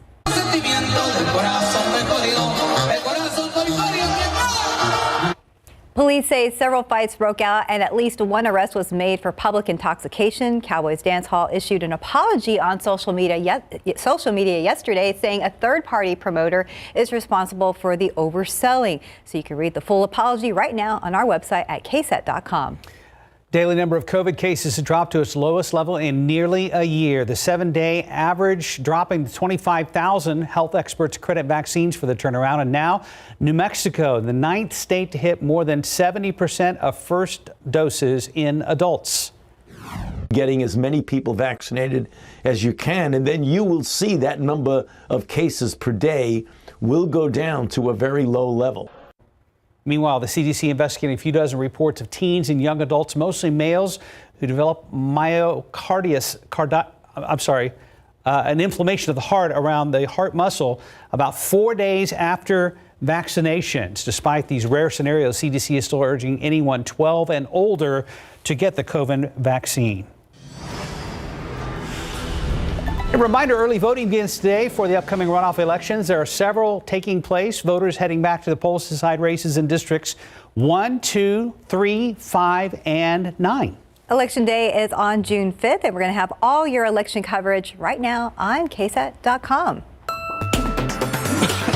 Excuse me. The tech community continues to see tremendous growth, and that can be seen with more education and job opportunities. Dax Moreno is a leader in the tech community here in San Antonio. He joined Leading SA this weekend to speak with Sarah Costa and Max Massey. Yes, in just the last 5 years, we've seen the technology sector across the Alamo City grow and grow fast. We have Port San Antonio and we have the corridor on East Houston with more and more tech companies. We spoke to Dax about the current tech presence and the future of the industry here in San Antonio. Take a look. This is an opportunity for San Antonio to really lean in and reshape its economic future. And that starts with our citizens and people here in San Antonio really acknowledging and embracing the fact that there are plenty of resources out there for you to learn technology, jobs where you can go and build a kind of life and career for yourself that I think 20 years ago would have been very limited in terms of opportunity, pay scale, and just kind of ceiling. You know, I just feel like there is so much room for growth here. That was just a small portion of our full conversation. You can watch all of it right now. Just head to the Leading SA section of KSAT.com. And if you ever have someone that you want to hear from, a leader in our community, feel free to reach out to Sarah Costa or myself. Guys, back to you. Again, Max Massey, the guy never goes home. I know, he works a lot. Time now 6:39 and about 72 degrees right now. Still ahead on the morning show, why experts say having nightmares during a pandemic is actually a good thing.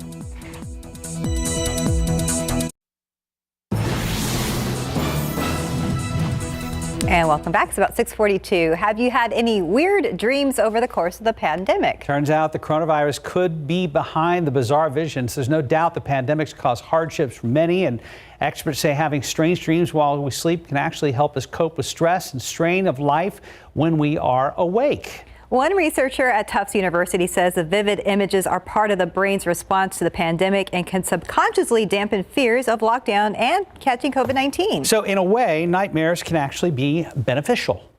Over the past year, have you gone to the store for a new phone only to find empty shelves? Or how about searching for a new car, but the one you want won't be available anytime soon? Well, it's likely you've fallen victim to the global chip shortage. No, not potato chips. We're talking about semiconductors, a tiny integral piece that make most electronic devices function. Now, believe it or not, the average person uses hundreds of these chips each day. And with supply low and demand for electronics and cars rising amid the pandemic, things are going to get expensive before supply is restored. So it's a question of, Are you willing to pay a higher price in order to build up your infrastructure again to protect against this kind of disruption or risk? And how will we rebuild our infrastructure? Last night on the Night Beat, we took a deep dive into the issue and examined how we got here and what happens next. You can see the full story right now on KSAT.com, or you can check it out on our KSAT TV app, wherever you stream. All right, let's bring traffic to a screeching halt for 1 second. We have to congratulate Stephen Cavazos for joining us here on GMSA, now taking over full-time traffic duties during the week. Congratulations and welcome aboard. I'm in great company, and I like to call myself Sam is moving to the evening. He is, and I'm the King's Apprentice, but you know, learning from Sam. He's the King's king of Apprentice. Yeah, the king of traffic. So listen, we got a busy start, so it's quite the welcome here full time.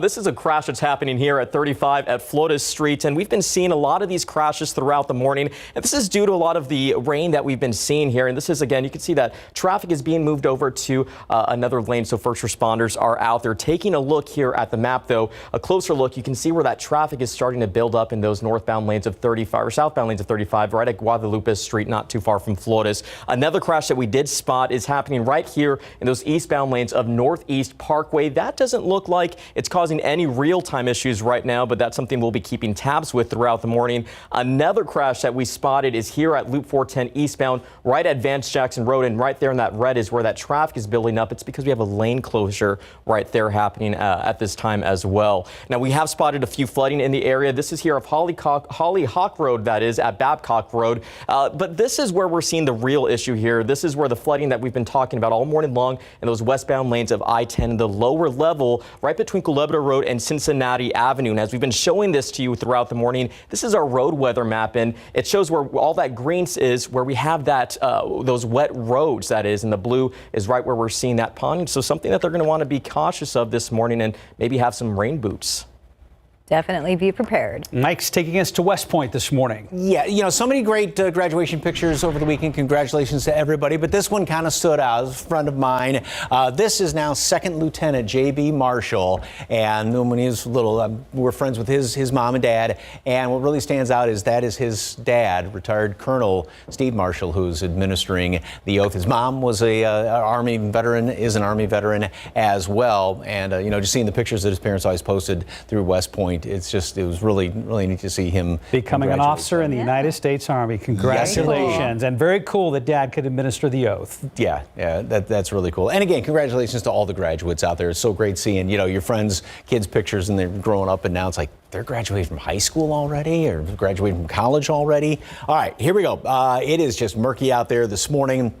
We still do have rain hanging around, and notice how, well, first of all, the majority of rain is off to the east, and that's where a flash flood watch is in effect. But notice how these showers are almost sitting in one spot, and more are starting to pop up right here in town. And there's already been about estimates anywhere from 1 to 3 inches of rain, and so that's what's causing all of the ponding on the roads up there in and around the airport, and then downtown and heading down toward the south side. Nothing too awfully heavy, but again, this is on top of some of those really hefty downpours that fell overnight, and this continues up in and around San Marcos, where there is more minor flooding going on. We do have the flood advisory. I haven't seen any indications that this will be extended. Right now it's in effect up until 7 o'clock, but even if it expires, just watch it in the ponding on the roads, the usual spots that tend to flood, and then until 7:30 for that flood advisory up there in northern Hays and Travis County. Flash flood watch for our eastern counties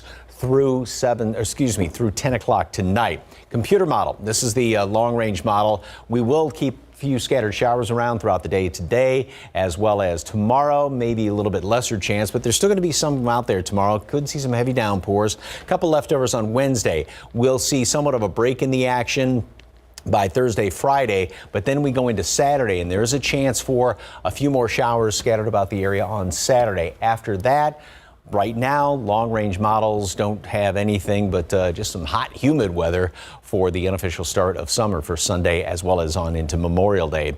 77 degrees today at noon, couple of showers, couple of thunderstorms out there, and then a high temperature today up to 80. Normal high average is 89, so we're well below that today thanks to the cloud cover, thanks to some of the rain. Few heavy downpours can be expected, and again, in most places, ground's already saturated, so that's just going to be running off Tomorrow, Wednesday, a few more showers, thunderstorms out there. And then Thursday, Friday, a little bit of a break. We're going to get back up to roughly normal readings. So we're right around 90 end of the week into the weekend. A couple of showers right now are possible on Saturday. Not a big rain out, but for all the picnics and get outside and just enjoying the start of summer. It will feel like summer. Start of summer. Yeah. Thank you, Mike. Today on SA Live, Gigi's Cupcakes teaming up with Miss San Antonio 2021 to give a local unsung hero and frontline hero a celebration package worth $500. They are looking to honor nurses, grocery store workers, stay-at-home parents, anyone who has shined and impacted their community throughout the pandemic. You'll find out how to nominate and the deadline. Gigi's famous for those generously sized cupcakes. They'll demonstrate their one-of-a-kind way of decorating. That's today on SA Live with this guy starting at 1 p.m. And no more pictures from my past, please. Just Fiona's sidekick. We had a guest on Friday with kickboxing that he grew up with. And the gentleman's father was nice enough to send in a picture. Yeah, like cut-off jean shorts and like, oh yeah, just from like 1983 or something. I'm going to have to look back at that episode. You really don't have to, Steph. 10 till right now, about 72 degrees. And tomorrow on GMSA, how honest are you at the doctor's office? There are plenty of people who don't always share the whole truth at their yearly checkups, but there are certain things you should not lie about. That's tomorrow on GMSA. Outside with live cam, news you need to know before you go, coming up on this very soggy start to the work week. We'll be right back.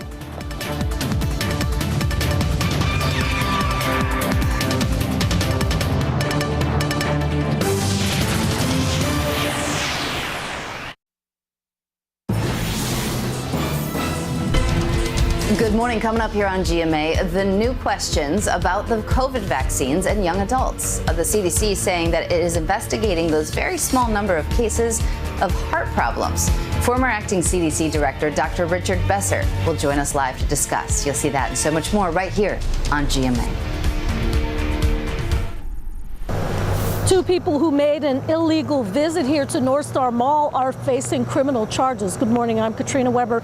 San Antonio police say they caught them inside the mall after hours around 3:30 this morning. They say the suspected burglars used rocks to smash through the door on the Rector Street side of the mall, then got inside. Police say they damaged about a dozen businesses, mostly kiosks. They also found a way around the gates of a jewelry business and took some of the merchandise.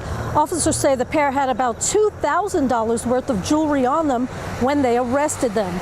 The police did recover all of that stolen property, and they say they returned it to the owners.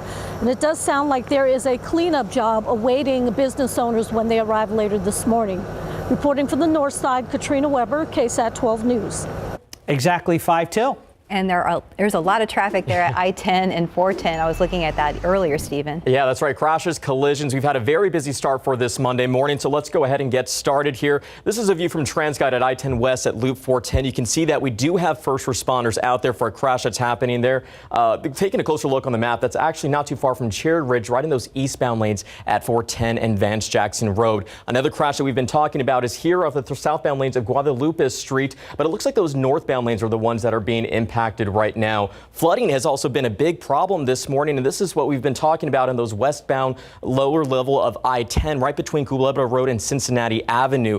We've been saying that the roads are pretty slick this morning, so you're going to want to be extra careful before heading out the door. One last look here at TransGuide. Mike, looking pretty busy. Yeah, it's very wet out there. Now, the flood advisory, the Weather Service is going to allow it to expire at the top of the hour in Bexar County and Kendall County, but you can see there's still more rain. I mean, more of these showers just sitting there right on top of downtown, so that's going to add to all that runoff, even up there around Kendall County, and then a lot of rain off to the east. And we do have a flash flood watch in effect for our eastern counties up until 10 o'clock tonight. Little bit of reduced visibility out there. We are going to see more showers and storms. A couple of heavy downpours can be expected later on today. A couple of more showers the next couple of days. Be safe out there, folks. Yeah, definitely. Thanks for joining us today, and we'll see you back here at 9.